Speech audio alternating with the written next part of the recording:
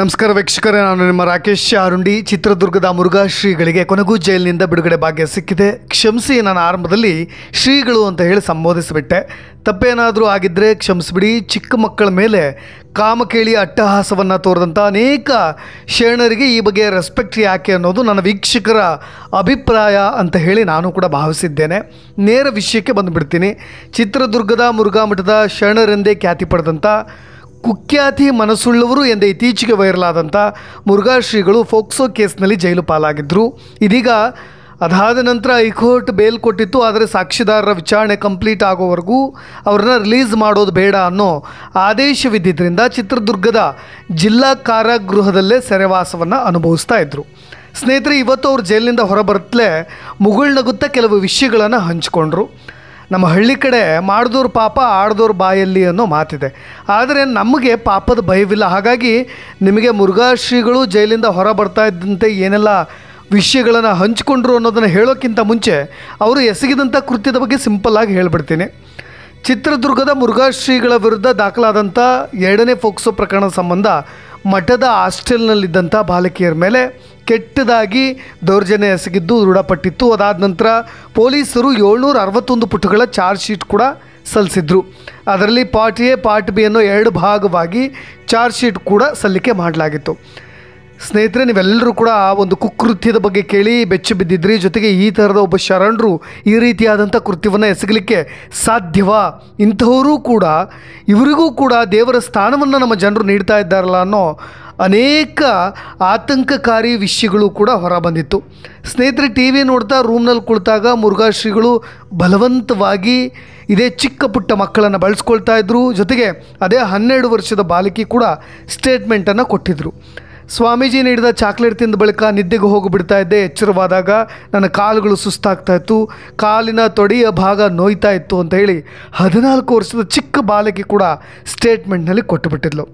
ನಿಮಗೆ ಈ ವಾರ್ಡನ್ ರಶ್ಮಿ ಅವ್ರ ಬಗ್ಗೆನೂ ಕೂಡ ಹೇಳಬೇಕು. ಇದಕ್ಕೆಲ್ಲದಕ್ಕೂ ಕೂಡ ಕುಮ್ಮಕ್ಕು ಕೊಟ್ಟಂತಹ ಮಹಿಳೆ.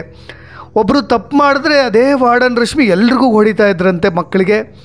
ಇಬ್ಬರಿಗೆ ಮುರುಘಾ ಶ್ರೀ ಬಳಿ ಹೋಗಲಿಕ್ಕೆ ಇದೇ ರಶ್ಮಿ ಸೂಚನೆ ಕೊಡ್ತಾಯಿದ್ರು. ಪ್ರತಿನಿತ್ಯವೂ 2 ಮಕ್ಕಳು ಅವ್ರ ಬಳಿ ಹೋಗಲೇಬೇಕಾಗಿತ್ತು. ಅದು ಕೂಡ ಕರೋನಾ ಸಮಯದಲ್ಲಿ ಅದೊಂಥರ ಪ್ರಾಕ್ಟೀಸ್ ಆದಂಗೆ ಆಗಿಬಿಟ್ಟಿತ್ತಂತೆ. ನಾವೆಲ್ಲರೂ ಕೂಡ ಮುರುಘಾ ಶ್ರೀಗಳಿಗೆ ಅಪ್ಪಾಜಿ ಅಂತ ಕರೀತಾ ಇದ್ವಿ. ಆದರೆ ಸಂಜೆ ಆದ ತಕ್ಷಣ ಕೆಲ ಅನಾಥ ಪುಟ್ಟ ಮಕ್ಕಳೊಂದಿಗೆ ಮುರುಘಾ ಶ್ರೀಗೆ ರೂಮಿಗೆ ಹೋಗಬೇಕಾಗೋ ಸಂದರ್ಭ ಬರ್ತಾಯಿತ್ತು. ಟಿ ವಿ ನೋಡ್ತಾ ರೂಮ್ನಲ್ಲಿ ಕುಳಿತಾಗ ಮುರುಘಾ ಶ್ರೀ ನಮ್ಮನ್ನು ಕೆಟ್ಟದಾಗಿ ಬಳಸ್ಕೊಳ್ತಾ ಇದ್ದರು. ಜೊತೆಗೆ ಆ ರೂಮ್ನಲ್ಲಿ ಪುಟ್ಟ ಪಾಪು ರೂಮ್ನಲ್ಲೇ ಆಟ ಆಡ್ತಾಯಿತ್ತು. ಒಂದು ದಿನ ಬಿಟ್ಟು ಅದಾದ ನಂತರ ನಾನು ಈ ಘಟನೆಯ ಬಗ್ಗೆ ನನ್ನ ಅಮ್ಮನಿಗೆ ಹೇಳಿದೆ. ಅದಾದ ಮೇಲೆ ನನ್ನ ಅಮ್ಮ ಇದೆಲ್ಲವನ್ನು ಕೂಡ ವಿಷಯವನ್ನು ತಿಳಿದುಕೊಂಡು ಇಲ್ಲೇ ಮೈಸೂರಿಗೆ ಹೋಗಬೇಕಾಗಿದೆ ಪ್ರವಾಸಕ್ಕೆ ಅಂತೇಳಿ ಅಮ್ಮ ಕಾರಿನಲ್ಲಿ ಕರ್ಕೊಂಡು ಮೈಸೂರಿಗೆ ಕರೆತಂದರು ಅಂತ ಒಬ್ಬ ಸಂತ್ರಸ್ತೆ ಕೊಟ್ಟಂಥ ದೂರಿನಲ್ಲಿ ಜೊತೆಗೆ ಸ್ಟೇಟ್ಮೆಂಟ್ನಲ್ಲಿ ಇದ್ದಿತ್ತು. ಈ ಚಾರ್ಜ್ ಶೀಟನ್ನು ಓದ್ತಾ ಇದ್ದರೆ ಎಲ್ಲರ ಕಣ್ಗಳಲ್ಲೂ ಕೂಡ ನೀರು ಬರ್ತಾಯಿತ್ತು. ಇನ್ನೂ ಒಂದಿಷ್ಟು ಮುಂದುವರೆದು ನಾನು ಹೇಳ್ತೀನಿ. ಇವತ್ತು ಅವರಿಗೆ ಬಿಡುಗಡೆಯ ಭಾಗ್ಯ ಸಿಕ್ಕಿದೆ. ಆದರೆ ಎಲ್ಲ ಘಟನೆಗಳನ್ನು ನೆನಪು ಮಾಡಿಕೊಳ್ಳೋ ಒಂದು ಸಂದರ್ಭ ಅಷ್ಟೇ. 14 ವರ್ಷದ ಇದೇ ಸಂತ್ರಸ್ತ ಬಾಲಕಿಯ ಹೇಳಿಕೆಯನ್ನು CRPC 161 ಅಡಿಯಲ್ಲಿ ದಾಖಲಿಸಿಕೊಳ್ಬೇಕಾದ್ರೆ ಅನೇಕ ಅಚ್ಚರಿ ವಿಷಯಗಳು ಕೂಡ ಹೊರಬರ್ತಾಯಿತ್ತು. ಇದೇ ವಾರ್ಡನ್ ರಶ್ಮಿ ಮುರುಘಾ ಶ್ರೀ ಬಳಿ ಹೋಗಲಿಕ್ಕೆ ಒಂದು ಟೈಮ್ ಟೇಬಲನ್ನು ಹಾಕಿಬಿಟ್ಟಿದ್ರಂತೆ. ಪ್ರತಿದಿನ ಹಾಸ್ಟೆಲ್ನ 2 ಮಕ್ಕಳು ಮುರುಘಾ ಶ್ರೀ ಬಳಿಗೆ ಹೋಗಬೇಕಾಗಿತ್ತು. ಅದು ಕೂಡ ದತ್ತು ಕೇಂದ್ರದ ಮಕ್ಕಳನ್ನು ಕರೆದುಕೊಂಡು ಹೋಗಬೇಕಾಗಿತ್ತು ಅಂತ. ಜೊತೆಗೆ ಲಾಕ್ಡೌನ್ ಹೇಳೇ ಮಕ್ಕಳೊಂದಿಗೆ ಕಾಲ ಕಳೆಯೋದು ಅವರಿಗೆ ಮುರುಘಾ ಶ್ರೀಗಳಿಗೆ ರೂಢಿ ಆಗಿಬಿಟ್ಟಿತ್ತಂತೆ. ಮೊದಲ ಭಾನುವಾರ ಮುರುಘಾ ಶ್ರೀ ಬಳಿಗೆ ಹೋದಾಗ ಚಾಕ್ಲೇಟನ್ನು ಕೊಟ್ಟಿದ್ದರು.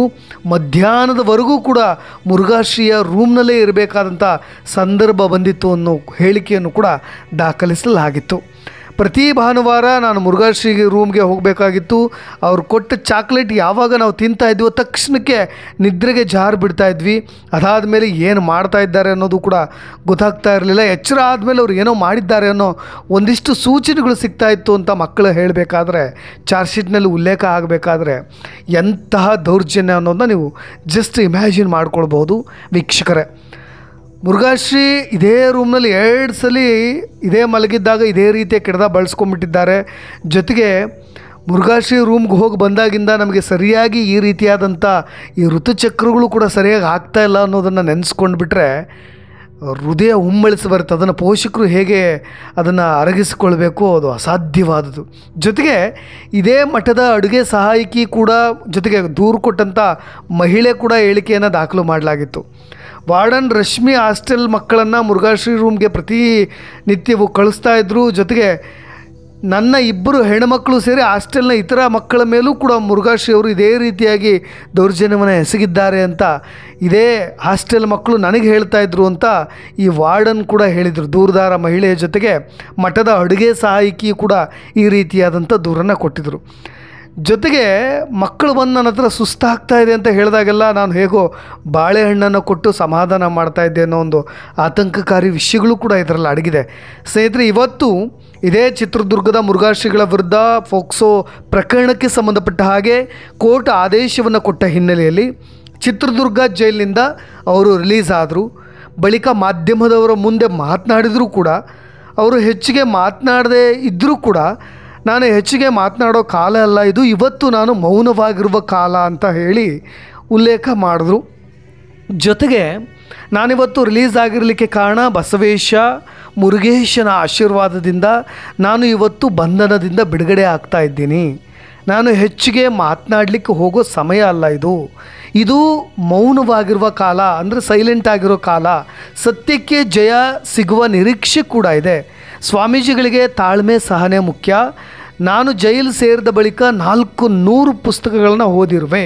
ಅಂದರೆ 400 ಪುಸ್ತಕಗಳನ್ನು ಇದೇ ಮುರುಘಾಶ್ರೀಗಳು ಓದಿದ್ದಾರಂತೆ. ಅದರಲ್ಲಿ 5 ಪುಸ್ತಕಗಳನ್ನು ಈಗ ಬರೆದಿದ್ದಾರಂತೆ. ಇದೇ 5 ಪುಸ್ತಕಗಳನ್ನು ಒಮ್ಮೆಯೇ ರಿಲೀಸ್ ಮಾಡೋ ಪ್ಲ್ಯಾನ್ ಕೂಡ ಮಾಡಿಕೊಂಡಿದ್ದಾರಂತೆ. ಆ ಪುಸ್ತಕದಲ್ಲಿ ಇನ್ನೇನು ಅದೇನು ಬರೆದಿದ್ದಾರೋ ಇನ್ನೂ ಅದನ್ನು ಕೂಡ ಕುತೂಹಲದಿಂದ ಓದಬೇಕಾಗಿದೆ ಅಷ್ಟೇ.